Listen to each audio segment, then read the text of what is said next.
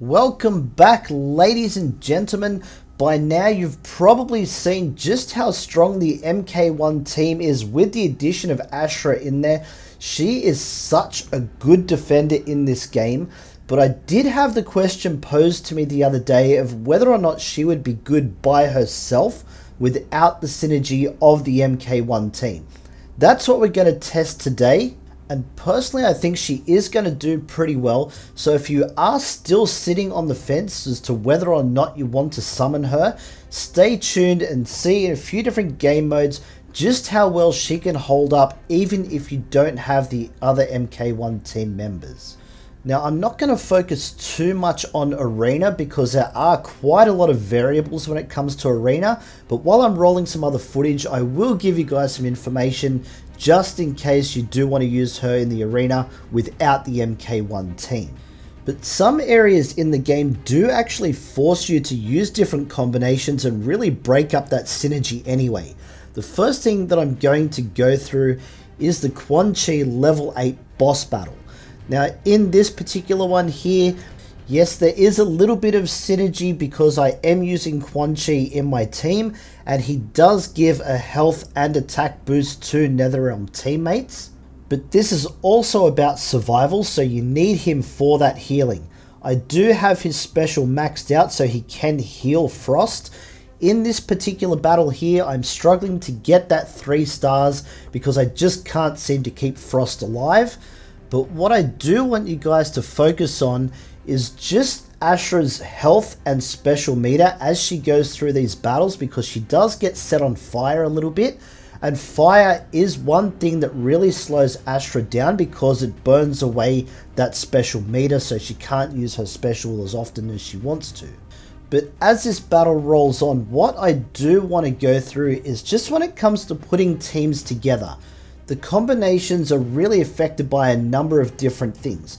First of all, the affinity of the enemies that you're up against. In this particular case, they are all body enemies. So what you want to do is pick characters that have the spirit affinity and try and avoid the body affinity. What this is going to mean is you're going to be doing more damage to your enemies and taking less damage from them, meaning that all spirit affinity are going to last a lot longer in the battle. As you can see, this is the main reason why Frost is getting the hell beaten out of her and the others seem to survive a little bit better. Now, normally in this particular battle, if you lose one character, the others seem to fall pretty quickly after that, regardless of what affinity you're using. So what I really want you to take note of is how well these other 3 tend to work together and still manage to survive the battle. Now, if you don't have some of these characters, that is perfectly fine. The affinity is going to be the first thing that you're really going to want to look at to try and overcome this particular battle. The other thing that you've got to look at is how well developed the characters are that you're using with them. If the main character in your team is at level 120 and the ones that you're teaming up with them are only at level 60, obviously they're going to struggle a bit more in the battle and things aren't going to be balanced in your favor very well. Also, the gear that people are using, I hear this so often, is that people tend to get their gear up to level 7, level 8, maybe up to level 10, then they kind of stop. You want to have your gear at a bare minimum of level 12, so that way you unlock all of the substats on that gear. But don't stop there. The characters that you use the most, max that gear out at level 15 and take full advantage of all the bonuses that the gear gives you. The other thing that you want to look at is the relics that you use on your characters. The relics are so important. Look at the advantages that you get from them. Look at the stats that they boost. If you're only using the common relics, that is still perfectly fine. Just make sure that they are boosting the stats that you need to boost. Also, when it comes to abilities, don't just stop on your abilities. You want to try and max out whatever you can. I know that getting the gold books is quite difficult. Save them for your absolute best characters, but try and get everything else up as high as you possibly can to get those advantages. The next thing that I'm going to show you is what happens when she's at a disadvantage. Now, this is the final battle of Fatal in the Chronicles for her. This one requires you to use 4 defenders to get that final star. That's what I'm going to attempt to do right now. Now, obviously, there is no synergy when you're going to do this. 4 defenders is usually a pretty dumb idea to put into any team, but for this challenge, it kind of works with what I want to demonstrate. So obviously, I'm going to use my 4 best defenders here.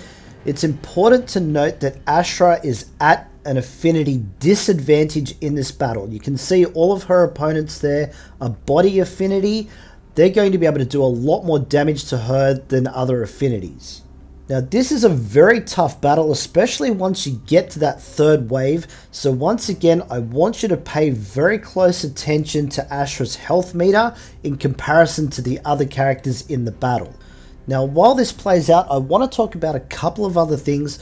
The first one, I was also asked how Ashrah stacks up as a defender against someone like Arctika Sub Zero, who is known to be one of the better defenders in the game. Now, I don't have him unlocked, but obviously I do come up against him in the arena quite a bit. One thing that I do know is when you put him at an affinity disadvantage, so I will line up my MK1 Scorpion against him, he usually eats Sub-Zero up pretty quickly. Especially once he gets that burn happening, that damage over time really seems to eat away at Sub-Zero very, very quickly. The one thing that I have noticed with Ashrah, if she comes up against someone like an MK1 Scorpion or a Hellfire Scorpion and they apply that burn to her, what that actually does in the arena, it stops her from using her special ability, but she does seem to eat up the damage quite well. The difference is, obviously, Arctika Sub Zero doesn't have as much synergy with other characters at the moment. He may get a lot better now that we have Cyber Sub Zero in the game. He seems to be able to help out some of those characters quite a lot and might change that up a little bit. Unfortunately, I am 100% free to play on this game, so I won't be able to be summoning all these other characters just to test that out for you.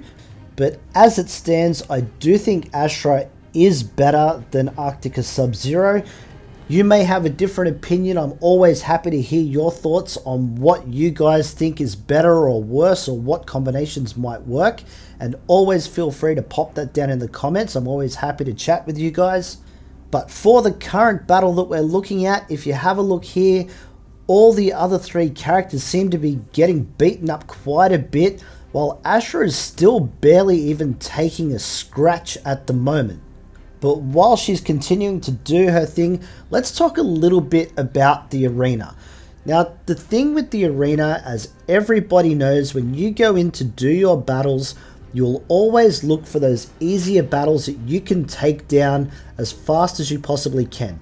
Especially if you only like doing your 3 battles per day just for that daily objective, which is perfectly fine. I'm not going to criticize anybody for doing that. There are days where I only do that. But there are 2 parts to the arena. The first one is obviously setting your defense. You want your best characters in your defensive lineup. If you can get that synergy happening, you definitely want to do it. If you don't have your MK1 team or your classic team, there are plenty of other combinations that you can use. Just make sure you're checking abilities and seeing how they're going to work with other characters. If you're still not sure, the best way to look at what characters might be good on defense based on your roster is always going to come down to the ones that you tend to struggle against when you go into those arena battles. If you have those characters, make sure that you're putting your resources into them, build them as strong as you possibly can, making that challenge so much harder for your opposition. You can climb tiers so easy in the arena just by having a really good defensive team. Now, obviously, the other side to that is your attack team. You don't have to use the same team in attack as you do in defense. Sometimes it's actually better to change things up depending on who you're coming up against. First of all, like I've said before, the affinity advantage or disadvantage, make sure that you are using that in your lineup to get the best results. One really good example of that is I know a lot of people struggle when they come up against someone with Kenshi in their team because he just one-shots their back line. All you need to do to really make that a bit more difficult for the opposition is don't use any ranged characters. Just put in 1 or 2 defenders, then use your warriors and assassins to do a lot of damage. You want to get rid of that front line as quick as possible so you can get to Kenshi. If you can get to him, you can usually take him down pretty quickly. One thing that I really do like about this game is it does allow you to use quite a wide variety of characters. You can put pretty much whoever you want to into these battles, as long as you put the resources into them to make them strong enough to survive the battle. Most characters are good enough to do the job for you. Obviously there are some better ones, a lot of these 5-star characters. If you're struggling to get them into your roster, keep saving up those blue orbs. Don't just spend them whenever you feel like.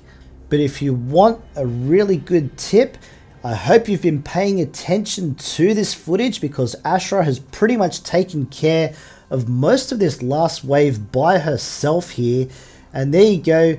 We get the 3 stars on this incredibly difficult battle with someone with an affinity disadvantage. If you want to support the channel, a super thanks would be very much appreciated. Other than that, guys, like and sub, you know the deal. We got plenty more Onslaught coming your way. Don't miss out, and we'll catch you in the next one.